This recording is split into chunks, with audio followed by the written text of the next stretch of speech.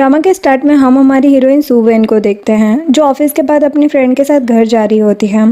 तभी उसकी नज़र एक जख्मी लड़के पर पड़ती है और वो जल्दी से उसकी हेल्प करने के लिए उसके पास जाती है। वो उससे पूछती है कि क्या तुम ठीक हो।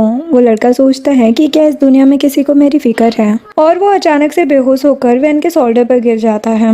वैन उसे हॉस्पिटल लेकर जाती है और जब तक उसे होश नहीं आता वो उसके पास ही बैठी रहती है। थोड़ी देर बाद वो लड़का होश में आता है और वैन को देखने लगता है। वैन उसे कहती है कि डॉक्टर ने तुम्हें ये मेडिसिन खाने के लिए कहा है और तुम्हें कुछ दिन रेस्ट भी करना होगा। वो उसे पूछता है कि क्या आप मुझे हॉस्पिटल लेकर आई हो। वो हाँ कहती है। फिर वो पूछता है कि आपका नाम क्या है और आप कहाँ रहती हैं।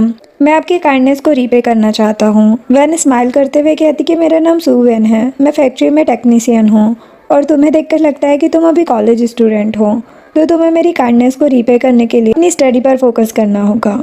वो कहता है कि वैसे तो मुझे स्टडी करना पसंद नहीं है, लेकिन अगर आप चाहती हो तो मैं ज़रूर करूँगा। जिसके बाद वैन उससे पूछती है कि तुम कहाँ रहते हो, रात बहुत हो गई है, मैं तुम्हें तुम्हारे घर छोड़ देती हूँ। वो उसे एक यंग बॉय समझकर हेल्प करने का सोचती है।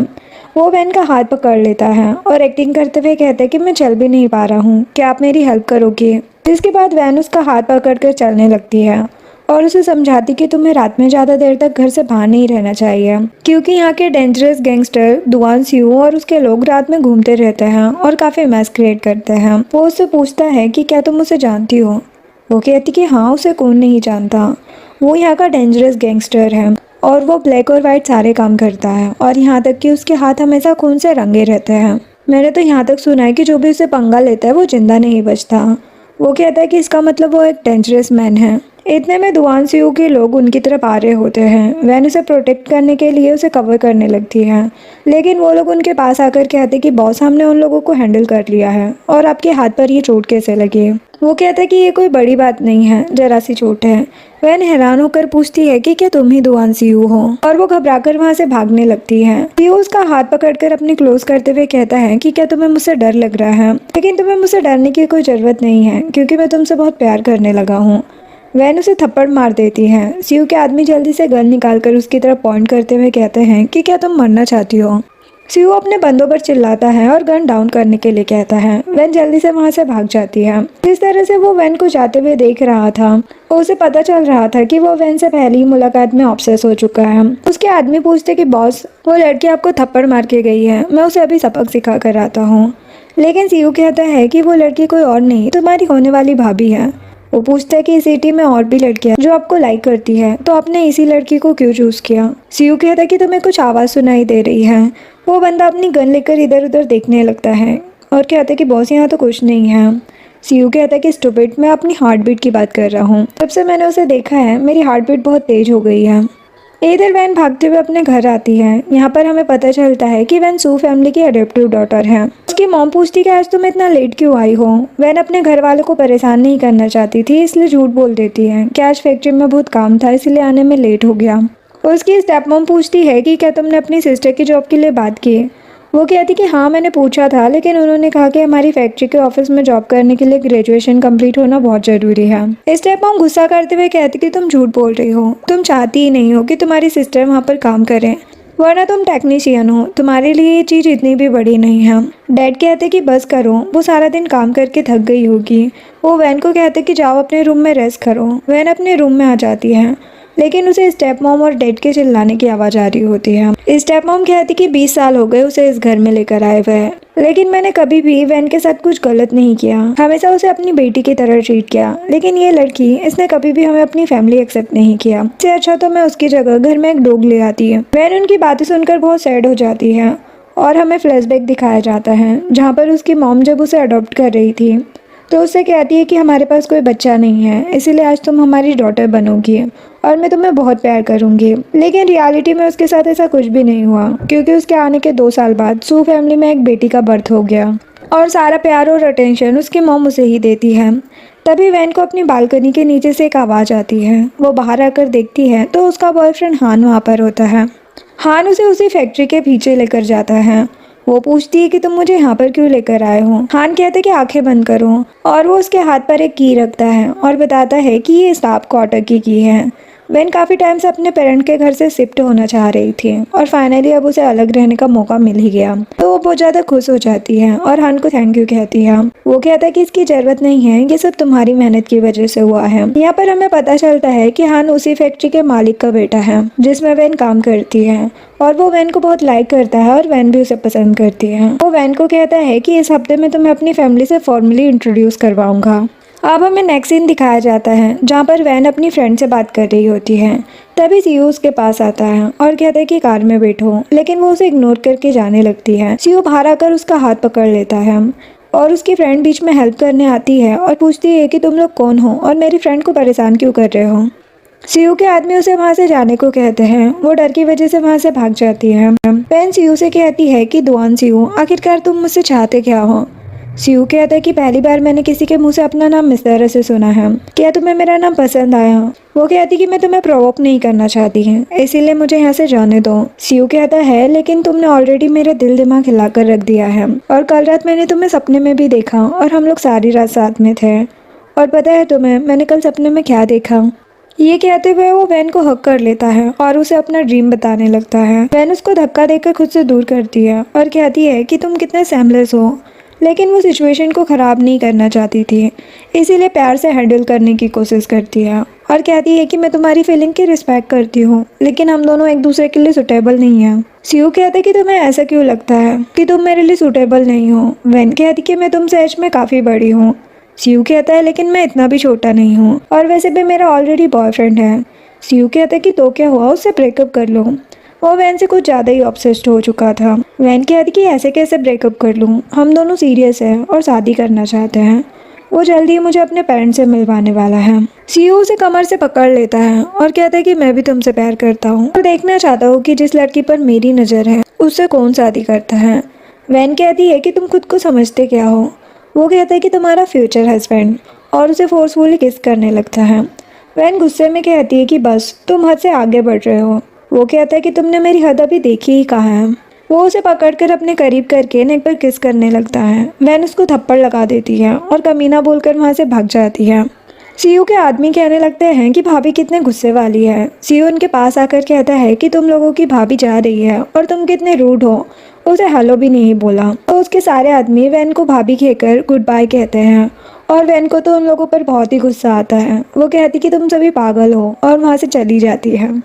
नेक्स्ट सीन में वो अपने स्टाफ क्वार्टर में आती है। तभी उसके डोर पर कोई नॉक करता है। वो डरते हुए पूछती है कौन है, लेकिन वहाँ पर हान उससे मिलने आया होता है। वो उसके लिए खाना लेकर आया था और कहते कि अगर किसी चीज़ की ज़रूरत पड़े तो बिना हेजिटेशन मुझे बता देना, और उसे किस करने ही वाला होता है। लेकिन वैन को सीयू का फेस एकदम से दिखाई देता है और वो डर जाती है, इसीलिए हान को रोक देती है ये बोलकर कि सॉरी मैं इस टाइम रेडी नहीं हूँ।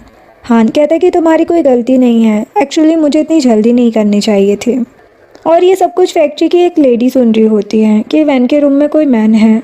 वहीं पर वैन हान से पूछती है कि तुम्हारे पेरेंट्स का क्या हुआ, तुम मुझे कब मिलवाने वाले हो उनसे। पर हमें फ्लैशबैक से पता चलता है कि हान अपने पेरेंट्स से वैन के बारे में बात करने गया था कि वो वैन को लाइक करता है और उससे शादी करना चाहता है। लेकिन उसके डैड बिल्कुल भी ये सुनकर खुश नहीं हुए, उल्टा उसे काफ़ी कुछ सुनाने लगते हैं कि वो हमारी फैक्ट्री में काम करती है और तुम उस लड़की से शादी करके उसे हमारी फैमिली की बहू बनाना चाहते हो। मैं इस रिश्ते को कभी अप्रूव नहीं करूँगा। और उसकी मॉम भी उसका साथ देने से मना कर देती है कि वो ऑर्फन लड़की कभी इस घर में नहीं आ सकती।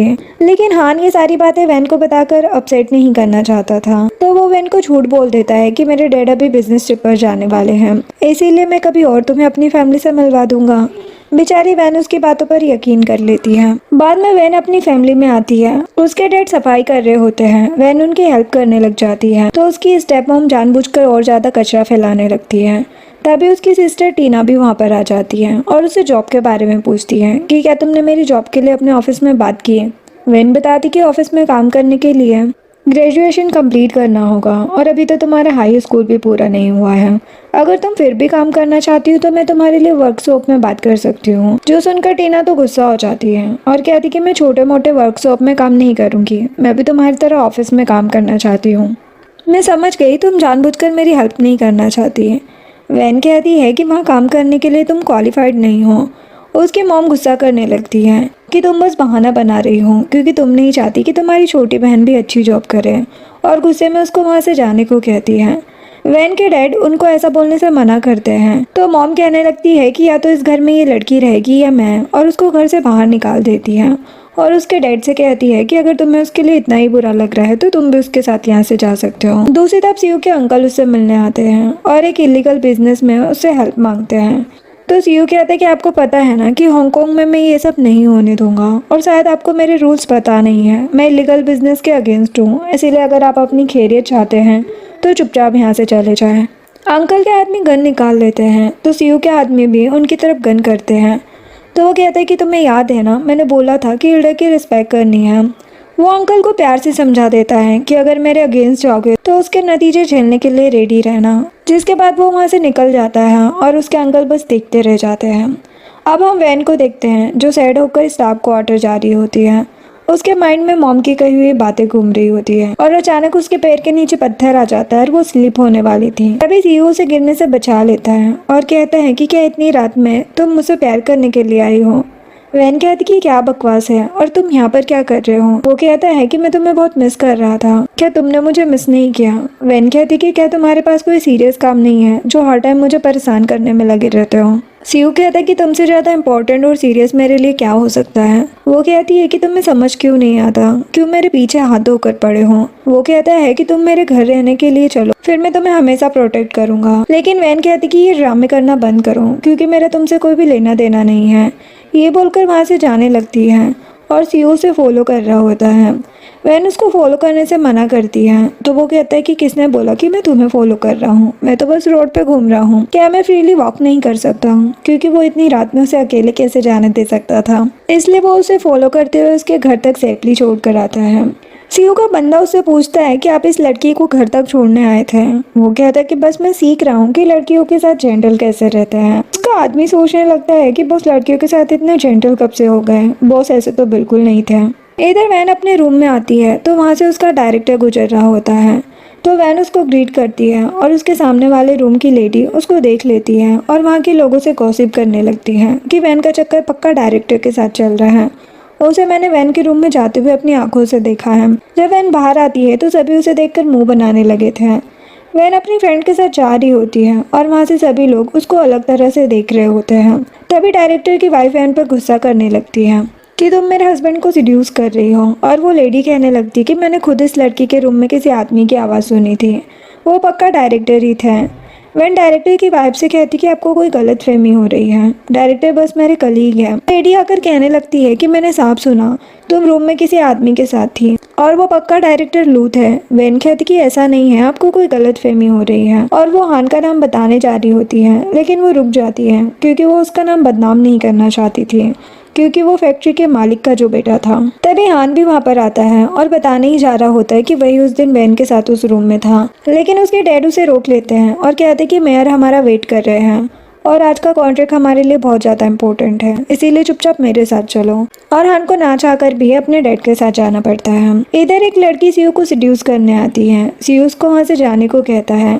वो लड़की डर के वहाँ से भाग जाती है। अब उसे पता चलता है कि कुछ लोग वैन के साथ मिसबिहेव कर रहे हैं, तो वो उसकी हेल्प करने के लिए निकल जाता है। इधर डायरेक्टर की वाइफ वैन को बहुत ही बुरी तरह से बुली कर रही होती है और अभी भी वैन हान के बारे में सोच रही होती है कि वो उसकी हेल्प करने क्यों नहीं आया।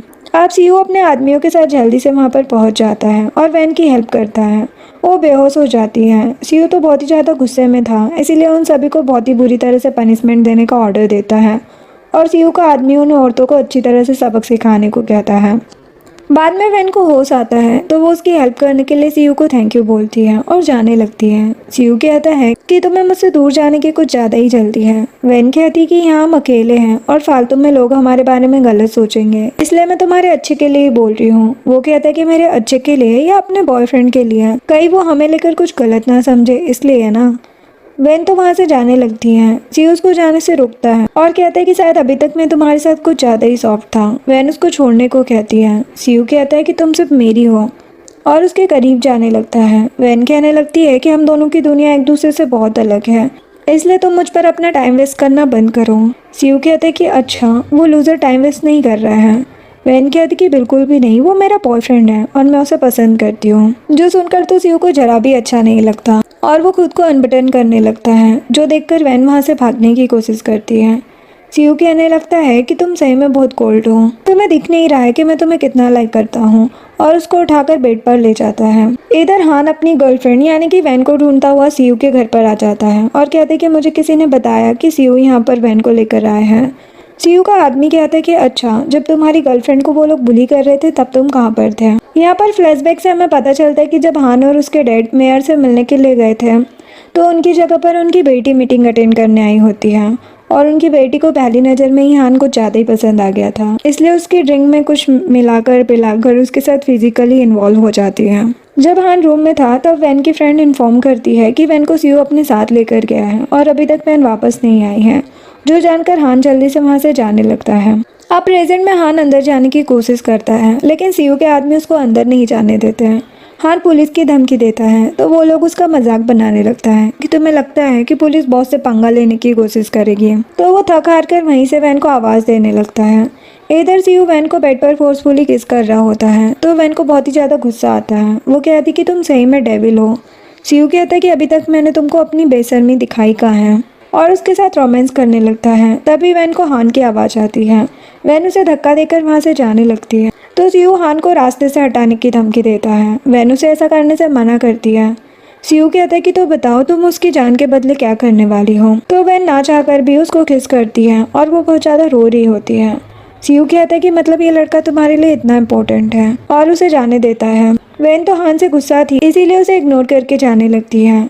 हान उसको बनाने के लिए उसके पीछे जाता है और ये सब देखकर सीयू को बहुत ही गुस्सा आ रहा होता है। हान वैन से कहते कि मैं तुम्हें सब कुछ एक्सप्लेन करने के लिए तैयार हूँ। वैन कहती कि तुम्हारी गर्लफ्रेंड को सब बुली कर रहे थे और तुम उसको छोड़कर चले गए। ऐसा कौन करता है भला?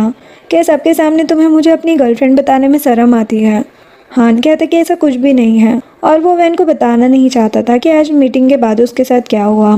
तभी एक कार वहाँ से गुजर रही होती है और वो वैन को हिट करने वाली थी, लेकिन हान उसे बचा लेता है।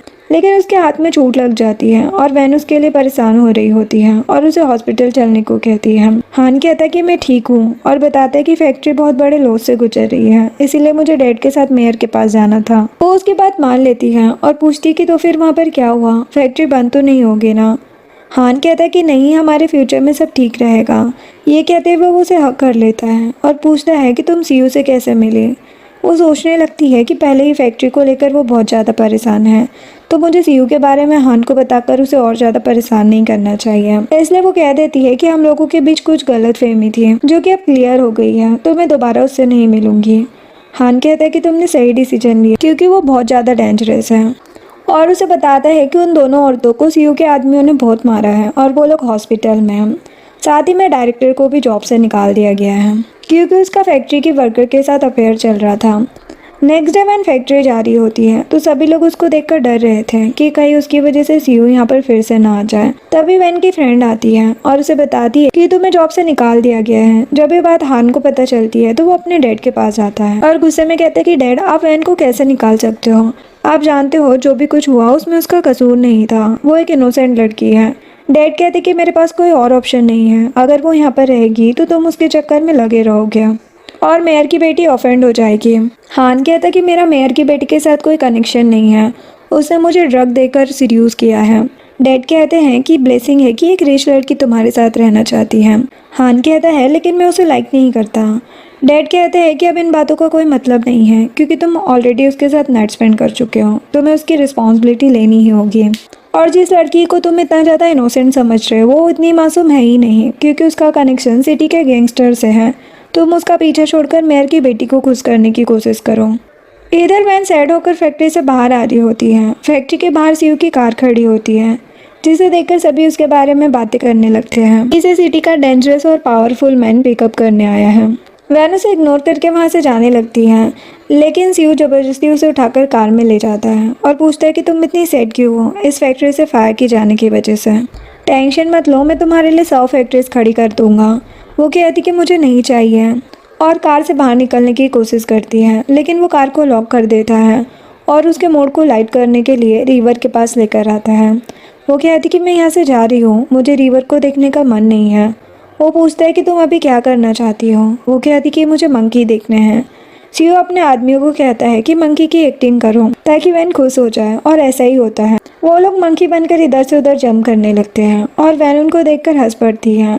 सीयू उसे ही देखे जा रहा था कि ये पहली बार है जब वैन खुलकर स्माइल कर रही है। फिर वो उसे मेले में लेकर जाता है जहाँ पर वो उसे शूटिंग करने के लिए कहता है। तभी एक लड़की वैन की इंसल्ट करते हुए कहती है कि ये तो कंट्री पंपकिन लग रही है, इसे शूटिंग करना कहाँ आता होगा। सीयू कहता है कि किसने कहा कि नहीं आता, और वैन का हाथ पकड़कर उसे शूटिंग करवाता है। वो लड़की सीयू को देखकर इम्प्रेस हो जाती है और कहती है कि हैंडसम, क्या मैं तुम्हारी गर्लफ्रेंड बन सकती हूँ। हान कहता है कि नहीं, तुम बहुत अगली हो। जो सुनकर वैन फिर से स्माइल करती है। देन वो वैन को घर ड्रॉप करने आता है। वैन जब घर आती है तो उसके मॉम उसे थप्पड़ मारती है और कहती कि मैंने तुम्हें तुम्हारी सिस्टर की जॉब लगवाने के लिए कहा था, लेकिन तुम तो खुद ही जॉब से निकल गई। मुझे पता चल गया है तुम्हारा वहाँ पर इलीगल अफेयर चल रहा था। वैन कहती कि मॉम मैं इनोसेंट हूँ। मॉम कहती कि अगर तुम इनोसेंट हो तो तुम्हें जॉब से क्यों निकाला, और अब मैंने तुम्हारे लिए एक ब्लाइंड डेट फिक्स की है, तो जाओ उससे शादी कर लो, मुझे ब्राइड मनी लेकर दो। वैन कहती कि मॉम मैं किसी और से शादी नहीं कर सकती हूँ। वो गुस्से में वैन को वहाँ से निकल जाने के लिए कहती है और कहती कि तुम एकदम यूजलेस हो, मैंने 20 सालों से तुम्हें घर में रखकर बहुत बड़ी गलती की है, जाओ निकल जाओ मेरे घर से। ये सब सुनकर वैन के डैड की तबीयत खराब होने लगती है और वो मॉम से कहते कि तुम हमारी बेटी के साथ ऐसा नहीं कर सकती, लेकिन उसकी मॉम कुछ भी सुनने को तैयार नहीं होती। वो वैन को ज़बरदस्ती ब्लाइंड डेट पर भेजने की कोशिश करती है, तो वो कहती कि मेरा ऑलरेडी बॉयफ्रेंड है। वही दूसरी तरफ हान के डैड उसे कहते हैं कि मेयर की बेटी तुम्हें लाइक करती है और वो तुमसे शादी करना चाहती हैं। अगर तुमने उससे शादी नहीं की तो हम पूरी तरह से बर्बाद हो जाएंगे। तभी कंपनी का चीफ आकर बताता है कि उन्हें एक बहुत बड़ा ऑर्डर मिला है, लेकिन क्लाइंट की डिमांड है कि वो सिर्फ वैन के साथ कोलैबोरेशन करना चाहते हैं। जो सुनकर हान के डैड कहते कि ठीक है, उसे बुला कर लाओ। जब वैन की मॉम उसे घर से बाहर निकाल रही होती है तो चीफ वहाँ पर जाकर उसे कहता है कि तुम्हें दोबारा जॉब पर रख लिया है और तुम्हारे लिए गुड न्यूज़ है, एक क्लाइंट को तुम्हारा काम बहुत पसंद आया है और वो फिर से तुम्हारे साथ काम करना चाहता है, और उसने फैक्ट्री को 30 लाख का ऑर्डर दिया है। जो सुनकर मॉम भी खुश हो जाती है कि अब वैन उन्हें बहुत सारे पैसे ला कर देगी। वैन जाती है तो उसे पता चलता है कि वो क्लाइंट कोई और नहीं बल्कि सीयू है। उसकी वजह से उसे दोबारा जॉब पर रखा गया है। अब वो लोग इतनी बड़ी सक्सेस को सेलिब्रेट करने के लिए क्लब में जाते हैं जहाँ पर सीयू वैन के साथ बैठता है और टेबल के नीचे से उसका हाथ पकड़ लेता है और बार बार उसके हाथ को प्रेस कर रहा होता है। वैन परेशान होकर वहाँ से वॉशरूम का बहाना लगाकर निकल जाती है। सीयू वैन का हाथ पकड़कर एक रूम में खींच लेता है और उसे जबरदस्ती किस करने लगता है और कहता है कि मैं तुम्हें और क्या प्रूव करूँ कि मैं तुम्हें कितना लाइक करता हूँ। वैन कहती कि चाहे तुम कुछ भी कर लो, मैं तुम्हें कभी लाइक नहीं करूँगी, मैं तुमसे नफरत करती हूँ। इधर हान सोचता है कि वैन को गए हुए बहुत देर हो गई है, कहीं वो किसी मुसीबत में ना हो, तो वो उसे ढूंढने के लिए निकल पड़ता है और वो उसी रूम की तरफ जा रहा होता है जहाँ पर वैन सीयू के साथ होती है। इधर सीयू वैन से कहता है कि मैं चाहता हूँ कि तुम्हारा लवर हम दोनों को साथ में देख ले, और वो वैन को कहने लगता है हान को हर्ट करने के बारे में। वैन रिक्वेस्ट करने लगती कि ऐसा कुछ मत करना। वो उसे कन्विंस करने के लिए उसे किस करने लगती है। तभी हान उसी रूम का डोर ओपन करता है तो देखता है कि वैन सर पकड़कर सोफे पर बैठी है। वो उससे पूछता है कि तुम्हें क्या हुआ। वो कहती कि कुछ नहीं, बस चक्कर आ गया था इसीलिए यहाँ पर बैठ गई। हान कहता है कि क्या तुम इस रूम में अकेले थी, क्योंकि मुझे यहाँ पर किसी मैन की आवाज़ भी आ रही थी। वैन सोचती है कि मुझे इसे सीयू के बारे में सब बता देना चाहिए, लेकिन तभी हान के पास मेयर की बेटी का कॉल आ जाता है। वो उस कॉल को अटेंड करने के लिए बाहर जाता है। वो उसे शादी करने के लिए प्रेशराइज कर रही होती है, जिसके बाद जब हान वापस आता है तो पूछता है कि बताओ तुम क्या बता रही थी, लेकिन वैन बात को पलट देती है और कहती कि मुझे कुछ ठीक नहीं लग रहा है, मैं घर जाकर रेस्ट करना चाहती हूँ। देन हान वैन को जब ड्रॉप करने जाता है तो वैन सीयू से छुटकारा पाने के लिए उससे पूछती है कि तुमने कहा था ना अपनी फैमिली से बात करने के लिए, तुम मुझे कब मिलवाने वाले हो। लेकिन हान सोचता है कि वो उसे कैसे बताए कि उसके मॉम डैड उसके अगेंस्ट है और मेयर की डॉटर के साथ उसने नाइट भी स्पेंड कर ली है, जिसकी वजह से वो उसे ब्लैकमेल कर रही है। वो बोल देता है कि न्यू प्रोजेक्ट की वजह से डैड अब भी बहुत बिजी है, एक बार ये डील अच्छे से कंप्लीट हो जाए फिर मैं तुम्हें मॉम डैड से मिलवाता हूँ। वैन उसकी बात को समझ जाती है और वहाँ से अपने रूम में आ जाती है, और वो जैसे ही लाइट ऑन करती है तो हैरान हो जाती है क्योंकि सीयू पहले से ही उसका वेट कर रहा था। वो पूछती है कि तुम गर्ल्स हॉस्टल में कैसे आए।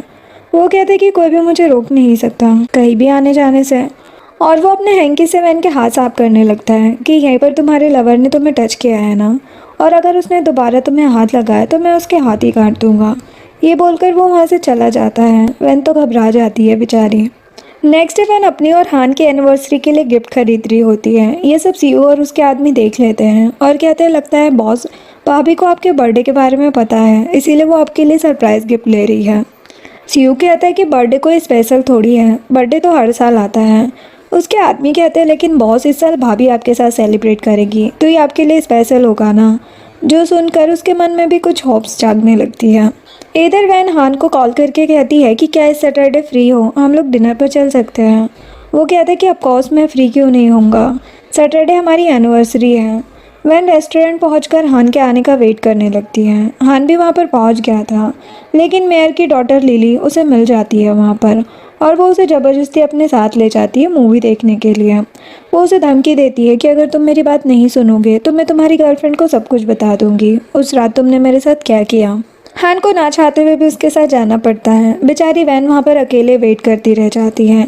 इवन वो हान को कॉल भी करती है, लेकिन लिली उस कॉल को कट कर देती है। इस सब से वैन काफ़ी ज़्यादा हर्ट हो जाती है और वो हान के ऑफिस के बाहर खड़े होकर उसका वेट करने लगती है, लेकिन काफ़ी देर हो जाने के बाद भी वो वहाँ पर नहीं आता। अब बारिश भी शुरू हो जाती है। वो बारिश में भीग रही होती है, तभी एक शराबी उसके पास आता है और कहते हैं कि तुम कितनी ज़्यादा प्रीटी हो, क्या तुम मेरे साथ होटल में चलोगी। ये सब कुछ सीओ अपनी कार से देख रहा होता है और उसके आदमी कहते हैं कि बॉस, लगता है भाभी को आपका बर्थडे नहीं पता और ये गिफ्ट शायद किसी और के लिए है। सीओ शराबी को मारकर भगा देता है और वैन से पूछता है कि तुम्हें पूरा दिन वेट करने के बाद क्या मिला, तुम्हारा लवर कहाँ है। तभी वैन के हाथ से वो कप गिरकर टूट जाता है और वो बेहोश होकर सीओ के ऊपर गिर जाती है। सीओ से उठाकर अपने घर ले आता है और डॉक्टर को बुलाने को कहता है। डॉक्टर उसका चेकअप करके बताते हैं कि इसे हाइपोथाइमिया हो गया बारिश में भीगने की वजह से और वैन को देने के लिए वो मेडिसिन देते हैं।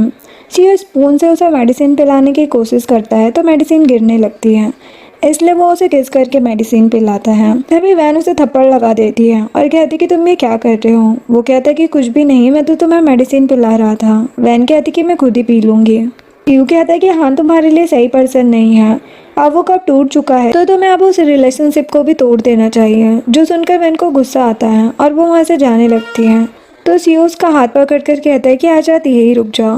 वैन फ्रस्ट्रेट होकर कहती है कि तुम मेरे साथ सोना चाहते हो ना, इसीलिए मुझे इतना परेशान कर रहे हो, तो लो सो लो मेरे साथ। ये कहकर वो अपनी ड्रेस ओपन करने लगती है। वो उसका हाथ पकड़ कर कहता है कि मैं तुम्हें पाना चाहता हूँ, लेकिन इस तरह नहीं है। ये बोलकर रूम से बाहर चला जाता है। वैन जब सीयू के घर से बाहर निकल रही होती है तब सीयू का आदमी उससे कहता है कि भाभी आज बॉस का बर्थडे है, इसीलिए वो आपको यहाँ रोकना चाहते थे। बचपन में उनकी मॉम के जाने के बाद उनके डैड अपने काम में बिजी रहते थे, इसीलिए उन्होंने आज तक अपना एक भी बर्थडे सेलिब्रेट नहीं किया। वैन सोचती कि शायद इसीलिए वो मुझे रोकना चाहता था और सोचती है कि उसने कई बार मेरी हेल्प की है तो मुझे उसके साथ बर्थडे सेलिब्रेट करना चाहिए। तो वो उसके लिए केक लेकर आती है और सीयू को कहती है विश करने के लिए। वो हाथ जोड़कर गॉड से कहते कि अगर आप सच में इस दुनिया में हैं तो मैं चाहता हूँ कि जो लड़की मेरे सामने खड़ी है वो भी मुझसे उतना ही प्यार करे जितना मैं उससे करता हूँ। जो सुनकर वैन उसकी तरफ देखने लगती है। जिसके बाद सीयू वैन को घर ड्रॉप करने के लिए आता है, जहाँ पर वो देखती कि हान पहले से ही उसके घर में है और उसने वैन की फैमिली को इन्फॉर्म कर दिया होता है अपने और वैन के रिलेशनशिप के बारे में। जो सुनकर वैन की फैमिली बहुत खुश होती है और उसकी मॉम हान से पूछती है कि क्या तुम मेरी छोटी बेटी को भी अपनी कंपनी में जॉब पर रख लोगे, जिसके लिए हान हाँ बोलता है। जो सुनकर मॉम तो बहुत ज़्यादा खुश हो जाती है। रिच फैमिली का लड़का वैन से शादी करना चाहता है। वैन हान को कहती कि मुझे तुमसे कुछ बात करनी है अकेले में। हान जानता था कि वैन उससे नाराज़ होगी तो वो उसे कुछ बोलने से पहले ही अपनी सफाई देना शुरू कर देता है कि मुझे माफ़ करना, आज मैंने तुम्हें 5 घंटे वेट कराया। वैन कहती कि अगर तुम बिजी थे तो मेरी एक कॉल का आंसर तो कर ही सकते थे, और तुम्हारी हिम्मत कैसे हुई मेरे घर पर आकर शादी की बात करने की। तुम मुझे इग्नोर कर रहे हो और मुझसे क्या चाहते हो। हान उसे एक्सप्लेन करने की कोशिश करता है कि आज मेयर के साथ इम्पोर्टेंट इवेंट अटेंड करना था, लेकिन आगे से ऐसा कुछ भी नहीं होगा। तुम मेरी फर्स्ट प्रायोरिटी हो और मैं जानता हूँ कि मैं तुमसे क्या कह रहा हूँ, और मैंने तुम्हारी फैमिली से जो कुछ भी कहा है वो बिल्कुल सच है। और आज मैं तुम्हें शादी के लिए प्रपोज करने वाला था लेकिन मिस कर दिया। मैं तुमसे बहुत प्यार करता हूँ और हमेशा तुम्हारे साथ रहना चाहता हूँ। वो उसे रिंग के साथ प्रपोज भी करता है। ये सब कुछ सीयू अपने आदमियों के साथ खड़ा होकर देख रहा था और कहता है कि अगर वैन ने आज इसे हाँ बोल दिया तो ये लड़का कल का सूरज नहीं देखेगा। लेकिन वैन उसके प्रपोजल को ये बोलकर रिजेक्ट कर देती है कि अभी हमें अपने रिलेशनशिप को कुछ और टाइम देना चाहिए। सीयू का आदमी सोचता है कि अच्छा हुआ भाभी ने मना कर दिया, वरना यह मारा जाता। और वो सीयू से कहता है कि भाभी ने अपने लवर के प्रपोजल को रिजेक्ट क्यों किया, कहीं ऐसा तो नहीं उन्हें आपसे प्यार हो गया हो। अब वैन वापस अंदर आती है। उसकी फैमिली पूछती है कि हमारा सन इन लॉ कहाँ चला गया। वैन कहती कि मैंने उससे शादी करने के लिए मना कर दिया है। तो सुनकर मॉम और सिस्टर गुस्सा हो जाती हैं कि तुमने ऐसा क्यों किया, पता है वो कितना रिच है। टीना कहती है कि तो अब मेरी जॉब का क्या होगा। मॉम कहती कि तुम कितनी पागल हो, वो हमारे घर पर खुद शादी का प्रपोजल लेकर आया था। तुम्हारी लाइफ की सबसे बड़ी ब्लेसिंग थी है। क्या तुम सारी लाइफ फैक्ट्री में काम करना चाहती हो? वैन कहती कि मॉम आपको मेरे और हान के पर्सनल रिलेशनशिप के बारे में ज़्यादा बात नहीं करनी चाहिए। मॉम कहती कि तुम्हारी इतनी हिम्मत, मुझसे जबान लड़ाओगे। अगर तुमने मेरे सन इन लॉ के साथ ब्रेकअप किया तो मैं तुम्हारी टांग तोड़ दूंगी। इधर वैन के रिजेक्ट करने के बाद हान काफी सैड हो जाता है और वो रेस्टोरेंट में जाकर ड्रिंक करने लगता है। तभी लिली वहाँ पहुँच जाती है और उसे ड्रिंक करने से रोकती है। हान कहता है कि तुम होती कौन हो मुझे ड्रिंक करने से मना करने वाली? तुम्हारी वजह से ही वैन ने मुझे रिजेक्ट किया है। लेकिन लिली उसे सीड्यूस करने के लिए किस करने लगती है। हान भी नशे में होता है और खुद को ज़्यादा देर कंट्रोल नहीं कर पाता।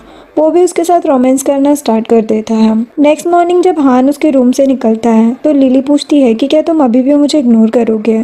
वो कहता है कि हम लोग एडल्ट हैं और हमारे बीच कल रात जो कुछ भी हुआ वो म्यूचुअल अंडरस्टैंडिंग थी, तो आई होप कि तुम समझोगी इस बात को, तुम दोबारा मुझे तंग नहीं करोगी। ये बोलकर वो वहाँ से चला जाता है और लिली गुस्से में चिल्लाने लगती है कि ये सब कुछ उस बिच की वजह से हो रहा है। तो वो सीयू की कार के आगे आकर उसका रास्ता रोकती है और कहती कि क्यों ना हम दोनों वैन और हान को अलग करने के लिए हाथ मिला लें। सीयू कहते कि तुम इतनी खास नहीं हो जो मुझे तुम्हारी हेल्प की जरूरत पड़े। वही नेक्स्ट सीन में वैन अपनी फ्रेंड के हॉस्टल की तरफ जा रही होती है और उसकी फ्रेंड हान के बारे में बात करने लगती है। वैन कहती कि हमारा ब्रेकअप हो गया है तो अच्छा होगा कि अब तुम उसकी बातें मेरे सामने ना करो। जो सुनकर फ्रेंड हैरान हो जाती है और कहती कि तुम दोनों तो एक दूसरे से इतना प्यार करते हो तो तुम्हें अपनी रिलेशनशिप को एक और मौका देना चाहिए। वैन को उसकी बात समझ में आती है और वो सोचती है कि एक चांस तो मैं हान को दे सकती हूँ। वो हान को कॉल करके मिलने के लिए बुलाती है। अब हान रेस्टोरेंट में उसके आने का वेट करता है और उसे सॉरी कहता है और इनके साथ उसे दोबारा प्रपोज करता है। इस बार वैन हाँ बोल देती है। तभी लिली वहाँ पर आ जाती है और वो वैन को सब कुछ बता देती है कि तुम्हारी एनिवर्सरी वाले दिन हान मेरे साथ था और हम लोग मूवी और शॉपिंग करने गए थे और कल भी वो मेरे बेड पर था। हान लिली को चुप रहने के लिए कहता है लेकिन लिली कहती कि तुम मेरे साथ सो चुके हो तो अब मेरी रिस्पॉन्सिबिलिटी लेने से क्यों दूर भाग रहे हो। हान वैन से कहता है कि ये बकवास करे, इसकी बातों पर भरोसा मत करो, लेकिन वो उसे थप्पड़ मारकर वहाँ से चली जाती है। हान उसके पीछे आकर कहता है कि प्लीज़ मेरी एक एक्सप्लेनेशन सुन लो, जो कुछ भी हुआ वो बस एक एक्सीडेंट था, मैं सिर्फ तुमसे प्यार करता हूँ। वैन कहती कि ये तुम्हारा किस तरह का प्यार है जो तुम किसी और वुमन के बेड पर चले गए। वो उसे कहता है कि ट्रस्ट मी, मैंने ये सब जानबूझकर नहीं किया। वैन उसकी दी हुई रिंग उतार कर फेंक देती है और कहती कि हमारा रिश्ता हमेशा हमेशा के लिए ख़त्म हो गया है। जो हान बर्दाश्त नहीं कर पाता वो वैन से कहने लगता है कि तुम मुझ पर तो कीचड़ उछाल रही हो लेकिन तुम कौन सा दूध की धुली हो। वैन कहती कि ये तुम क्या बोल रहे हो। वो उसे कहते कि उस दिन होटल में तुम और मिस्टर दुआनसियू क्या कर रहे थे, मैंने सब देख लिया था। जब भी मैंने तुम्हें टच करना चाहा तुमने मुझे मना कर दिया क्योंकि तुम ऑलरेडी सीयू के साथ फन कर रही थी। जो सुनकर वो उसे सैमलेस बोलकर एक और थप्पड़ लगा देती है। वो कहता है कि अगर मैं सैमलेस हूँ तो तुम क्या हो। हान उसके साथ ज़बरदस्ती करने की कोशिश करता है। तभी सीयू उस पर फायरिंग करता है जो बुलेट उसके गाल को छूकर निकल जाती है। वो हान से कहते कि तुम्हारी हिम्मत भी कैसे हुई वैन को छूने की। हान के ऊपर गन पॉइंट कर लेता है। वैन उसे ऐसा करने से मना करती है तो वो वैन के कहने पर उसे छोड़ देता है और वैन को लेकर वहाँ से चला जाता है। लिली हान के पास आकर कहती कि तुमने देखा ना, वो लड़की इतनी भी ज़्यादा इनोसेंट नहीं है, वो ऑलरेडी सीयू के साथ अफेयर में है। जो सुनकर हान को बहुत गुस्सा आता है। इधर सीयू वैन का मूड ठीक करने के लिए उसे रिवर के पास लेकर आता है और थोड़ी देर बाद कहता है कि क्या मैं तुम्हें घर ड्रॉप कर दूँ। वैन आज के लिए उसे थैंक यू कहती है और स्माइल करके वहाँ से चली जाती है। उसकी स्माइल को देखकर सीयू बहुत खुश हो जाता है। वैन जब वापस घर आती है तो उसके मॉम और सिस्टर उसे टॉर्चर करना स्टार्ट कर देती है कि उसे हान से ब्रेकअप नहीं करना चाहिए। तो वो वैन को शादी के लिए कन्विंस करने का एक प्लान बनाती है। वो उसे कहती कि आज मैंने तुम्हारी फेवरेट डिश बनाई है। वैन बहुत ज़्यादा खुश होती है कि उसकी मॉम उसे इतना प्यार कर रही है और वो मज़े से डिश खा लेती है जिसके अंदर उन्होंने ड्रग मिलाया था। और वो हान को कॉल करके बुलाती है और कहती कि आज रात ये तुम्हारी है, इसके साथ नाइट स्पेंड कर लो ताकि ये शादी के लिए तुम्हें मना न कर पाए। हान उनकी बात मानकर वैन को टच करने लगता है लेकिन वो जैसे तैसे करके वहाँ से भाग जाती है और रोड पर गिर जाती है। तभी सीयू उसके पास आता है और उसे उठाकर अपने साथ घर ले जाता है। उसके आदमी आपस में बातें करने लगते हैं कि बॉस भाभी को इतनी रात में घर लेकर आए हैं, कहीं इन लोगों ने शादी तो नहीं कर ली। आगे हम देखते हैं कि वैन बेड पर लेटी होती है और उसे मेडिसिन का असर हो रहा था। सीयू साइड में बैठकर स्मोक कर रहा था। वो वैन से पूछता है कि क्या तुम्हें मेरी हेल्प चाहिए। वैन कहती है कि बिल्कुल भी नहीं, और अगर तुम सच में मेरी हेल्प करना चाहते हो तो मुझे हॉस्पिटल लेकर जाओ। सीयू उसे टीज करते हुए कहता है कि मैं वुल्फ हूँ, तुम इतनी मुश्किल से मेरे हाथ में आई हो तो मैं तुम्हें जाने कैसे दे सकता हूँ। वैन को मेडिसिन से फाइट करते हुए काफ़ी देर हो जाती है और अब उससे कंट्रोल नहीं होता। वहीं पर सीयू भी उसे बोले जा रहा होता है कि मैं भी देखता हूँ तुम कब तक मेरी हेल्प नहीं लेना चाहती है। वो उसके बालों से खेलने लगता है। वैन उसका हाथ पकड़कर उसके क्लोज आती है और उसे कहती कि प्लीज़ मेरी हेल्प करो इस ड्रग को डिटॉक्स करने में। ये बोलते हुए वो उसे किस करने लगती है। सीयू कहता है कि तुम्हें बाद में रिग्रेट होगा, लेकिन वैन अपनी सेंस में नहीं होती तो वो उसे किस करने लगती है। सीयू उसे उठाकर बाथटब में ले जाता है और उसके ऊपर कोल्ड वाटर डालने लगता है ताकि मेडिसिन का असर कुछ कम हो जाए, और साथ ही में वो डॉक्टर को भी बुला लेता है। वैन कहती है कि तुम तो शुरू से मेरे साथ सोना चाहते थे, तुम मुझे रोका क्यों। वो कहता है कि मैं तुम्हारे साथ रहना चाहता हूँ, लेकिन तुम्हारी सिचुएशन का एडवांटेज नहीं लेना चाहता। डॉक्टर सीयू से कहता है कि मैंने मेडिसिन दे दी है और वो भी सो गई है, जिसके पास सीयू हान के पास जाता है और उसके सर पर बोतल मारता है। रेस्टोरेंट के सभी लोग वहाँ से भाग जाते हैं। सीयू उसे बहुत मारता है कि उसने वैन के क्लोज आने के लिए ड्रग का यूज़ किया। हान कहता है कि तुम चाहे कुछ भी कर लो, लेकिन वैन के दिल में हमेशा मैं रहूँगा। सीयू कहता है कि मुझे उससे कोई फ़र्क नहीं पड़ता, लेकिन मैं तुम्हारा असली चेहरा उसके सामने दिखा कर रहूँगा। तुम वैन जैसी लड़की के साथ रहना डिजर्व नहीं करते। हान की हालत बहुत ज़्यादा ख़राब हो जाती है। अब वो हॉस्पिटलाइज होता है। उसकी ये हालत देखकर उसकी मॉम बहुत गुस्से में आ जाती है और कहती कि मेरे बेटे को किसने मारा, मैं उसे छोड़ूंगी नहीं। लिली आग में घी डालने का काम करती है और कहती है कि ये सब कुछ वैन की वजह से हुआ है, उसकी वजह से ही सीयू ने हान की ये हालत की है। इधर वैन नेक्स्ट मॉर्निंग अपने घर जाती है और उन लोगों को सुनाती कि आपकी हिम्मत कैसे हुई, आप लोगों ने मुझे अपने हाथों से ड्रग देकर किसी मैन के साथ सोने के लिए फोर्स किया। आप मॉम तो क्या इंसान कहलाने के भी लायक नहीं हो। मॉम कहती कि अगर तुम्हें मुझसे इतनी ज़्यादा प्रॉब्लम है तो यहाँ से निकल जाओ। जिसके बाद वैन जब फैक्ट्री पहुँचती है तो हान के मॉम उसे मिलने के लिए बुलाती है। वैन को थप्पड़ मारकर कहती कि तुम्हारी वजह से हान हॉस्पिटल में पहुँच गया है, अगर मेरे बेटे को कुछ हुआ तो मैं तुम्हें छोड़ूंगी नहीं। वैन हान की मॉम को धक्का देकर दूर करती है और कहती कि आपके बेटे से मेरा कोई रिश्ता नहीं है, मुझे नहीं पता उसे किसने मारा। इतने में हान के डैड भी वहाँ पर आ जाते हैं। वो भी वैन के ऊपर ब्लेम लगाने लगते हैं कि पहले ही तुमने मेरे बेटे की यह हालत कर दी है और अब मेरी वाइफ को भी मार रही हो। वैन कहती कि आपकी वाइफ ने ही शुरू किया था। हान के डैड कहते हैं कि अब मैं तुम्हें जॉब से निकालता हूँ। इतने में सीयू वहाँ पर आ जाता है और कहते कि मैंने सिर्फ वैन के लिए फैक्ट्री में इन्वेस्टमेंट की थी और अगर यही यहाँ पर नहीं रहेगी तो मुझे कोई प्रोजेक्ट नहीं करना, मुझे मेरे पैसे वापस चाहिए। जो सुनकर हान के डैड उसके पैरों में गिर जाते हैं और कहते कि ऐसा मत कहो वरना हम लोग कंगाल हो जाएंगे। सीयू कहता है कि तुम्हें मुझसे नहीं वैन से रिक्वेस्ट करनी चाहिए, लेकिन वैन उन्हें इग्नोर करके बाहर आ जाती है और सीयू से पूछती है कि क्या तुमने हान को मारा है। वो कहता है कि हाँ, क्या हुआ, तुम सैड हो। वो कहती कि नहीं, तुमने अच्छा काम किया। जिसके बाद वैन अपने घर आकर अपना सामान अनपैक कर रही होती है और अपने डैड से कहती कि सॉरी मेरी जॉब चली गई, अब मैं आपको फाइनेंशियली हेल्प नहीं कर पाऊंगी। डैड कहते कि कोई बात नहीं, मेरे पास कुछ सेविंग है, तुम अभी रिलैक्स करो। वैन अपने आप को रिलैक्स करने के लिए डायरी लिखने का सोचती है और उस डायरी में वो सभी इंसिडेंट लिखती है जो उसके साथ फ़िलहाल में हुए थे, और वो न्यू जॉब्स के लिए अप्लाई करने की कोशिश करती है, लेकिन पूरी सिटी में उसे कोई भी जॉब पर नहीं रखता क्योंकि वो भी मेयर की बेटी लिली के अगेंस्ट नहीं जाना चाहते थे। तो वैन थक हार कर अपना एक छोटा सा कैंडी का स्टॉल लगाती है और पहले ही दिन से उसकी वहाँ पर काफ़ी अच्छी अर्निंग होने लगती है। उसके स्टॉल पर कुछ गुंडे जैसे दिखने वाले लोग आते हैं, जिन्हें देखकर बेचारी तो डर जाती है कि ये लोग उसके सारे पैसे छीन कर ले जाएंगे, लेकिन यहाँ तो उल्टा वो लोग उससे बहुत सारी कैंडी खरीद लेते हैं क्योंकि वो सारे सीयू के आदमी थे और उसने उन्हें वहाँ पर भेजा था वैन की हेल्प करने के लिए। अब वैन सीयू को अपने हाथों से बनाई हुई कैंडी ऑफर करने के लिए आती है, लेकिन वहाँ पर सीयू के अंकल उसे स्मगलिंग बिजनेस के बारे में बात करने आए थे। सीयू कहते कि मेरे डैड स्मगलिंग के खिलाफ थे और मैं भी, मैं सिटी में ऐसा होने नहीं दूंगा। उसके अंकल कहते कि मुझे पता चला कि तुम्हें फैक्ट्री में काम करने वाली एक लड़की पसंद आ गई है। वुमेन बस खेलने की चीज होती है, जब तक तुम मेरा साथ दोगे मैं तुम्हारे पैरों में बहुत सारी लड़कियां बिछा दूंगा। तभी एक लड़की आकर सीयू की गोद में बैठ जाती है और अपने हाथों से उसकी सिगरेट को जलाती है। वैन ये सब देखकर बहुत हर्ट हो जाती है और वहाँ से वापस आ जाती है और उसकी सारी कैंडी भी वहीं पर गिर जाती है। उसे लगता है कि सब मैन एक जैसे कमीने होते हैं, उन्हें बस एक ही चीज से मतलब होता है, लेकिन वो बिल्कुल गलत थी। सीयू ने उस लड़की को धक्का देकर नीचे गिरा दिया था और अपने अंकल से कहते कि मैं सिर्फ आपको रिस्पेक्ट कर रहा था, लेकिन अगर दोबारा ऐसा कुछ सोचा तो मैं भूल जाऊंगा कि आप मुझसे बड़े हो।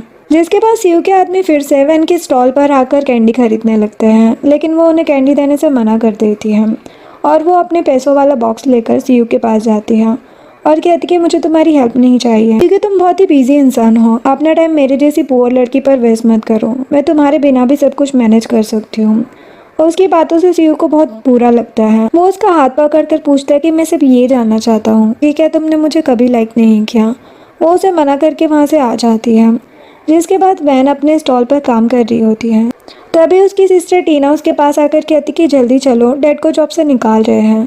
हमें दिखाया जाता है कि वैन के डैड गार्ड की जॉब करते हैं और उन पर चोरी का इल्ज़ाम लगाया जाता है।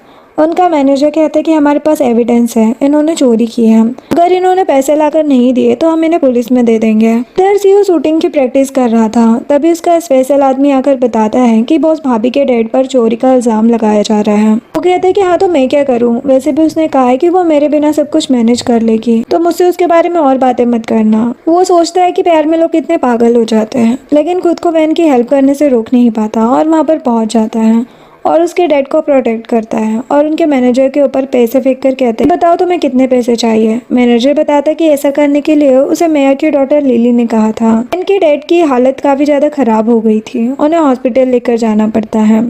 वैन के फेस पर भी स्वेलिंग आ गई थी, तो सीयू उसे आइस पैक देकर कहते कि इसे अपने फेस पर लगा लो, तुम्हारा फेस स्वेल होकर पिग की तरह हो गया है।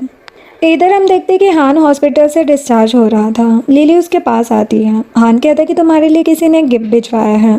लिली जैसे ही उस गिफ्ट को ओपन करती है तो उसमें वार्निंग लिखी होती है कि अगर तुमने दोबारा वैन को परेशान किया तो मैं तुम्हें छोड़ूंगा नहीं।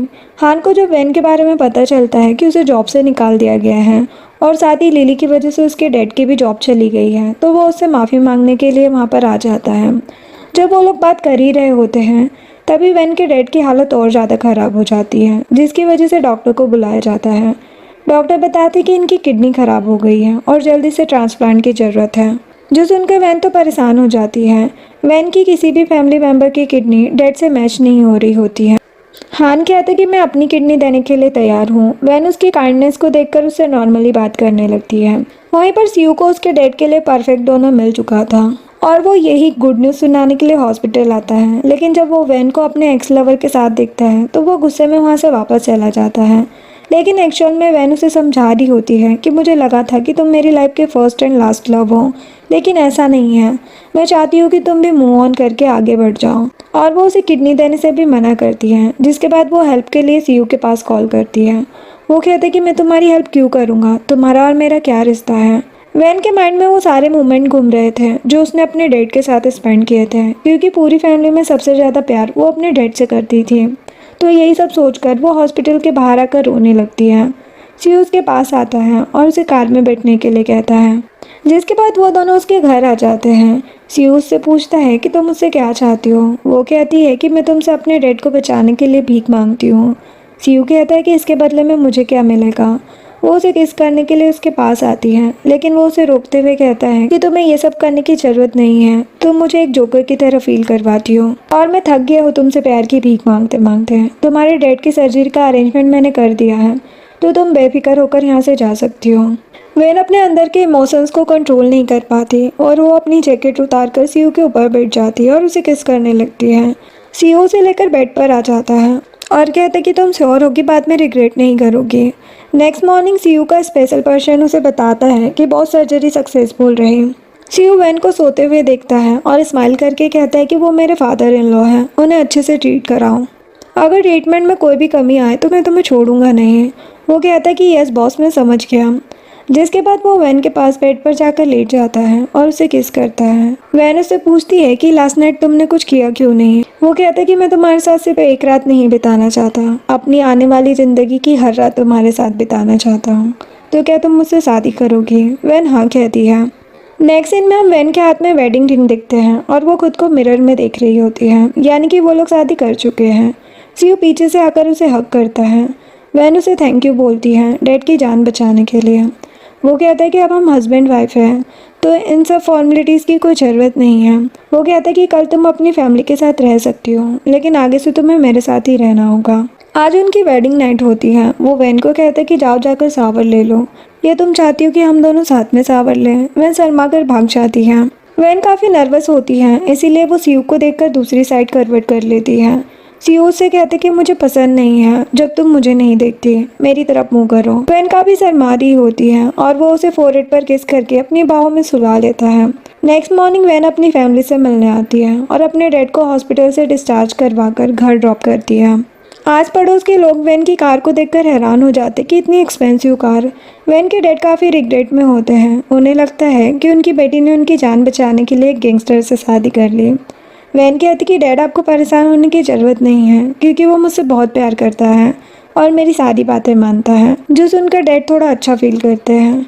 वैन जब वापस सीयू के घर जा रही होती है तो हान उसे मिलने आता है और पूछता है कि अब तुम्हारे डैड कैसे हैं। वो कहती है ठीक है। हान उसे कहता है कि अब मैं दोबारा तुम्हें परेशान नहीं करूँगा क्योंकि मुझे लगता है कि सीयू सच में तुम्हें मुझसे कई गुना ज़्यादा प्यार करता है। वैन कहती कि हाँ ये बात सच है, वो मुझसे बहुत ज़्यादा प्यार करता है और शादी के बाद मेरी सारी बातें मानता है। नेक्स्ट सीन में सीयू की आंटीज वैन को मिलने के लिए ओल्ड हाउस बुलाती हैं और उससे कहती है कि सीयू ने शादी कर ली और हमें बताया तक नहीं। वैसे भी उसके पेरेंट्स के जाने के बाद हमने ही उसे पाल पोस कर बड़ा किया है, तो हम तुम्हारी मदर इन लॉ ही हुए हैं ना।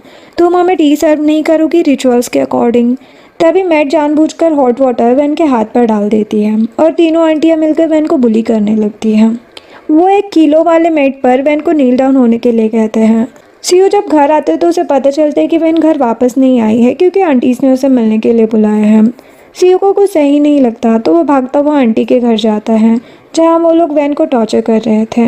वैन का ब्लड देखकर सीयू को तो बहुत ज़्यादा गुस्सा आता है। वो चिल्लाने लगता है तो आंटी कहती है कि तुम हम पर गुस्सा नहीं कर सकते, हमने तुम्हारी परवरिश की है। वो अपनी गन निकाल लेता है जिसको देखकर सभी डर जाते हैं। आंटी कहती कि अब तुम हम पर गोली चलाओगे।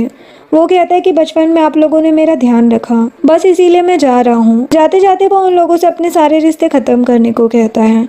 आंटी कहती है कि तुम हमसे रिश्ता ख़त्म नहीं कर सकते, तुम भूल गए हमने तुम्हारे लिए क्या क्या नहीं किया। वो अपनी आंटी के हाथ में गन देकर कहता है कि तो फिर आप मुझे मार डालो लेकिन मेरी वाइफ की तरफ देखना भी मत। इवन एक बुलेट उसकी शोल्डर पर लग भी जाती है जिसको देखकर सभी लोग बहुत डर जाते हैं। जिसके बाद सीयू वैन को गोद में उठाकर घर जाता है और वैन उसकी ड्रेसिंग कर रही थी। पूछती है कि तुम्हें बहुत ज़्यादा दर्द हो रहा होगा ना।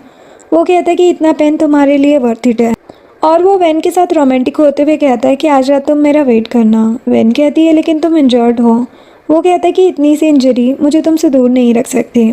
इधर वैन की मॉम और सिस्टर सीयू का नाम यूज करके सभी लोगों से गिफ्ट रिसीव कर रहे थे और सीयू के नाम की वजह से सभी लोग उन्हें फ्री में चीज़ें दे रहे थे। ये बात वैन को पता चल जाती है। वो उन्हें डांटती है कि तुम सीयू के नाम का मिसयूज़ नहीं कर सकते, ऐसे उसकी रेपुटेशन ख़राब होगी। टीना कहती कि सिस्टर तुम्हें एक आउटसाइडर के लिए अपनी फैमिली को नहीं बोलना चाहिए। वैन कहती कि वो कोई आउटसाइडर नहीं, मेरा हस्बैंड है। टीना कहती कि तुम एक फैक्ट्री में काम करने वाली वर्कर हो और जब से तुम्हारी शादी सीयू से हुई है खुद को प्रिंसेस समझती हो। तुम खुद बड़े विला में रहती हो और एक्सपेंसिव कार में घूमती हो, लेकिन तुमने कभी हमारे बारे में नहीं सोचा है। इतने में डैड बाहर आ जाते हैं और उन दोनों को थप्पड़ लगाते हैं। वो कहते हैं कि वैन ने हमारी फैमिली के लिए क्या कुछ नहीं किया है, लेकिन तुम लोगों का लालच बढ़ता ही जा रहा है। आज के बाद कोई भी वैन और उसके हस्बैंड से कुछ नहीं मांगेगा। वैन घर जाने के लिए जैसे ही बाहर निकलती है तो देखती है कि सीयू उसे रिसीव करने के लिए आया है और वो कुछ ज़्यादा ही मुस्कुरा रहा होता है और उसे शॉपिंग पर चलने के लिए कहता है क्योंकि जब वैन ने कहा था कि वो आउटसाइडर नहीं मेरा हस्बैंड है, ये बात उसने सुन ली थी और वो बहुत ज़्यादा खुश हो जाता है कि फाइनली वैन ने उसे दिल से एक्सेप्ट कर लिया है। वो दोनों मार्केट जाते हैं। उन्हें क्यूट से कीचेन पसंद आते हैं जिस पर छोटे बेबी बने हुए थे। सीयू कहता है कि हमें ऐसे ही क्यूट बेबी होंगे। वैन कहती है कि किसने कहा, मैं तुम्हारे बेबी को बर्थ दूंगी। वो कहता है कि कोई प्रॉब्लम नहीं है, अगर तुम बर्थ नहीं देना चाहती हो तो हम 2 बच्चों को अडॉप्ट कर लेंगे, एक लड़का और एक लड़की। वैन शॉक्ड होकर कहती है कि क्या तुम सच में नहीं चाहती कि मैं तुम्हें बेबी दूँ। वो कहता है कि बेबी को बर्थ देने में तुम्हें बहुत पेन होगा ना, और मैं तुम्हें पेन नहीं देना चाहता। वो वैन को दिया हुआ कीचेन अपनी पॉकेट में रख लेता है और पूछता है कि क्या तुम सच में मुझसे प्यार करती हो। वैन एक कैंडी की तरफ देख रही होती है। वो पूछता है कि तुम्हें ये कैंडी चाहिए। वो हाँ कहती है। वो उसके लिए कैंडी लेने जाता है, तभी उसकी चेस्ट पर एक गोली लगती है जो उसके अंकल ने मारी थी। सीयू के आदमी भी शूटर और अंकल को मार डालते हैं। वैन सीयू को अपनी बाहों में लेकर रोने लगती है कि तुम्हें कुछ नहीं हो सकता, प्लीज़ होश में आओ। अभी तक मैंने तुम्हें अपना आंसर भी नहीं बताया, मैं तुमसे बहुत प्यार करती हूँ। सीयू स्माइल करके कहता है कि तभी तुम्हारे प्यार ने मेरी जान बचा ली। वो अपनी पॉकेट से कीचेन निकाल कर दिखाता है जिसकी वजह से उसे ज़्यादा चोट नहीं आई थी। वैन उसे हक कर लेती है और इसी के साथ हमारा ड्रामा एंड हो जाता है। वीडियो पसंद आई हो तो लाइक शेयर एंड सब्सक्राइब करें। Thanks for watching.